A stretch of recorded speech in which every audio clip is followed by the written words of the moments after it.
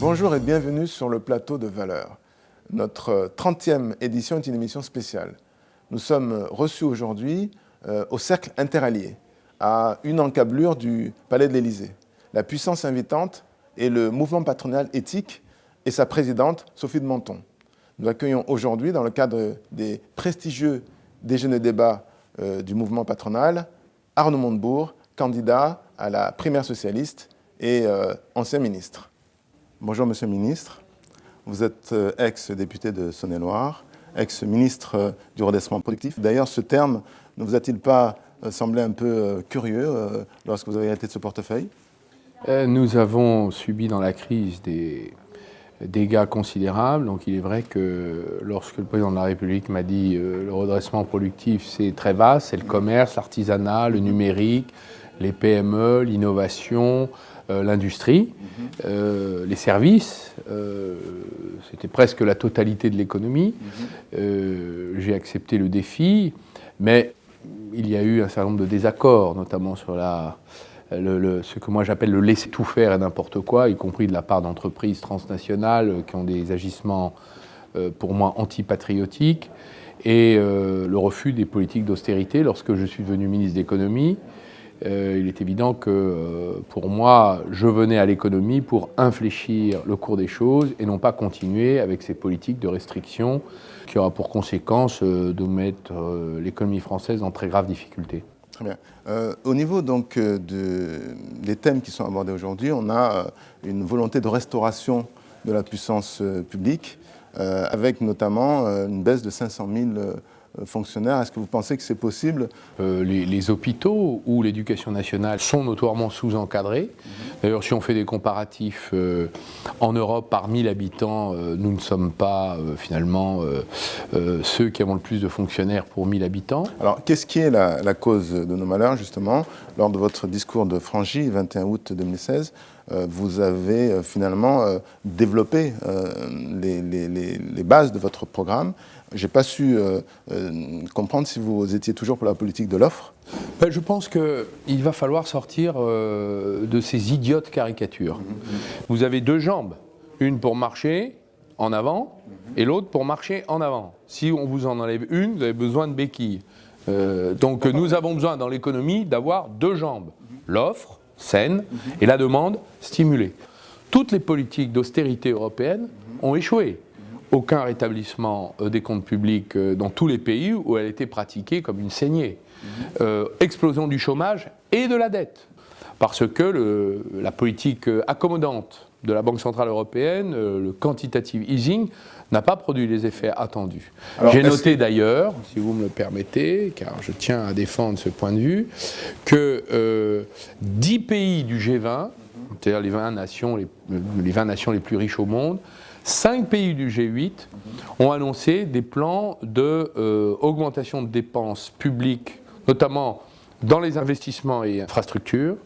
Et d'ailleurs, la quasi-totalité de ces pays, sauf l'Australie, donc là-dedans vous avez en Europe un seul pays en Europe, c'est la Grande-Bretagne. 90 milliards ont été annoncés par Mme Theresa May comme plan de relance dans les infrastructures. La quasi-totalité de ces pays, sauf l'Australie, dépasse les fameux 3% de déficit qui serait la règle d'or. Donc tout cela est en train d'être balayé. On laisse filer les déficits. Bien entendu, pour une raison simple, c'est que la question n'est pas le déficit, la question est le niveau d'activité pour le rembourser. Voilà. Imposer des règles en soi est une erreur.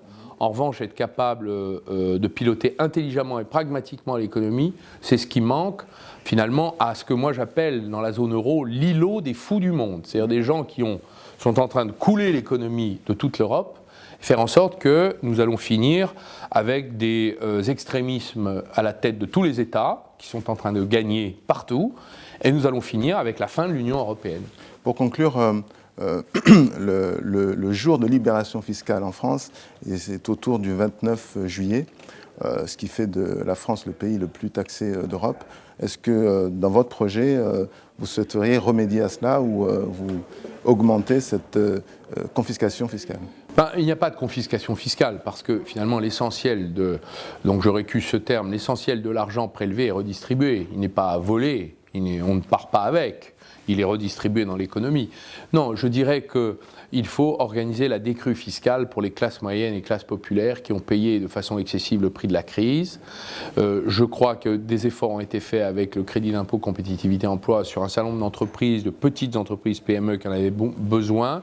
S'agissant des grands groupes, je pense, et notamment des groupes qui ne sont pas exposés à la compétition internationale, je ne crois pas que ce soit très utile. Je pense que d'ailleurs, mieux vaut avoir un nombre plus important de gens qui cotisent à un moindre taux qu'un nombre peu nombreux de gens qui cotisent à un taux élevé. Donc ça, c'est préférable pour une société, c'est un élément de cohésion sociale. Est-ce que j'ai répondu à votre question? Oui, mais ce n'est pas tout à fait de gauche, c'est très bien, c'est intéressant. Merci infiniment.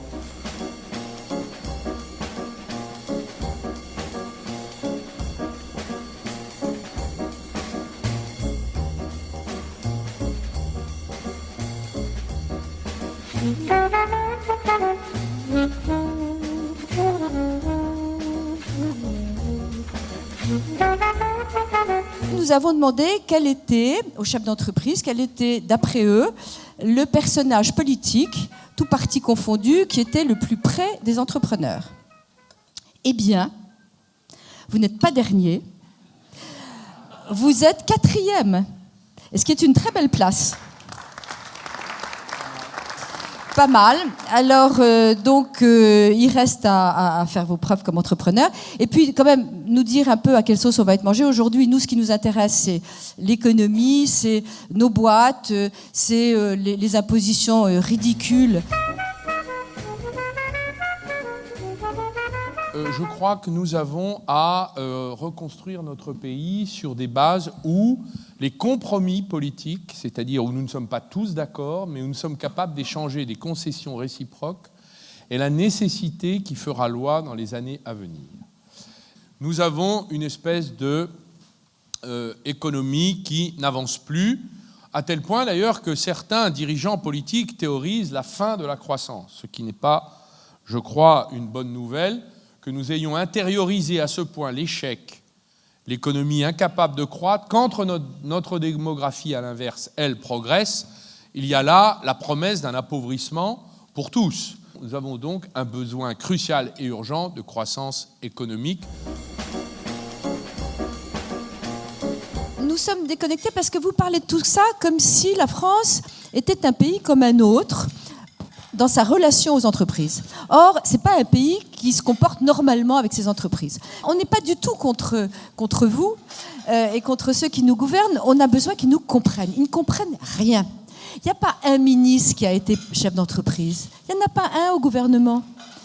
Alors, il y a un vrai problème de compréhension et nous, on n'a pas tellement envie d'être clivants. On a envie qu'on comprenne nos problématiques, que ce soit la problématique du relevé à la source ou de la pénibilité. On a tout testé, c'est juste injouable. Que l'État soit considéré dans votre langage, madame, c'est pour ça que nous sommes en désaccord profondément, et je crois que nous pouvons néanmoins parfaitement en débattre tranquillement et en sérénité, que l'État soit la cause de nos problèmes, c'est une position que je désapprouve profondément. Il pourrait être, et il est de toute façon, le moyen d'organiser la cohésion de notre pays. Et s'il n'y a pas d'État dans les négociations syndicales, cela donne des dérapages. S'il n'y a pas d'État pour réformer l'éducation, ce n'est pas le secteur privé qui le fera. S'il n'y a pas d'État pour organiser la compétition entre les acteurs économiques pour qu'elle soit loyale et non pas déloyale, ce sera l'anarchie. Bref, nous en avons besoin. Je veux dire, si les chefs d'entreprise partent, c'est même pas tellement pour la fiscalité, c'est juste pour qu'on arrête de les mépriser, qu'on leur fiche la paix et qu'ils aillent monter ailleurs ce qu'ils ont envie de monter sans avoir des difficultés immenses. Dans les entreprises, je ne peux pas faire un pas sans qu'on nous parle des normes ceci, des normes cela, des règles applicables de cette manière. Et c'est une des raisons pour lesquelles la restructuration de l'Union européenne est urgente, parce qu'il n'est pas un secteur de l'économie qui ne fasse l'objet de surréglementation, suradministration, quand ce n'est pas aussi surtaxation.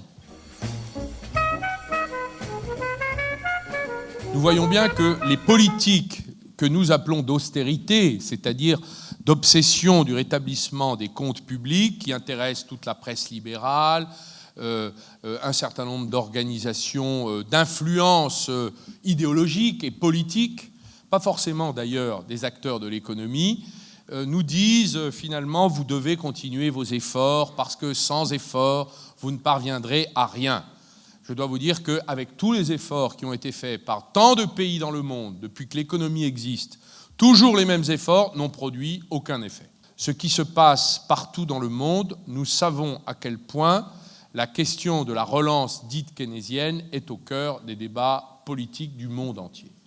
La zone euro fait figure d'exception, puisque c'est la zone où nous avons décidé de faire le contraire, ce qui a produit d'ailleurs des dégâts considérables. Nous détruisons et nous continuons à détruire du capital.